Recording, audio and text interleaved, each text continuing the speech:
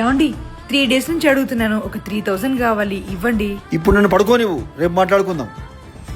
ఒక్కోసారి డబ్బు కాదు, అర్థం చేసుకోవడం ముఖ్యం. అది దొరకనప్పుడు మనిషి తన దారి తానే వెతుక్కుంటాడు. సారీ అండి, ఈ ఒక్కరోజు కోసం మాత్రమే. సీత, నా పాకెట్లో డబ్బు, అకౌంట్ లో డబ్బు ఏమైనాయి? అవి నేనే తీసానండి. నా డబ్బులు నువ్వేం తీసావు, అది కూడా అడగకుండా? ఈ ఒక్కరోజు డబ్బులు నా దగ్గర ఉండనివ్వండి. ఈ 200 తీసుకోండి, తర్వాత ఏ అవసరం వచ్చినా నన్ను అడగండి. వాటర్ బాటిల్ కి 20 రూపీస్ పంపించు. ఇప్పుడే పంపిస్తా. కాఫీకి 300 ఎందుకు?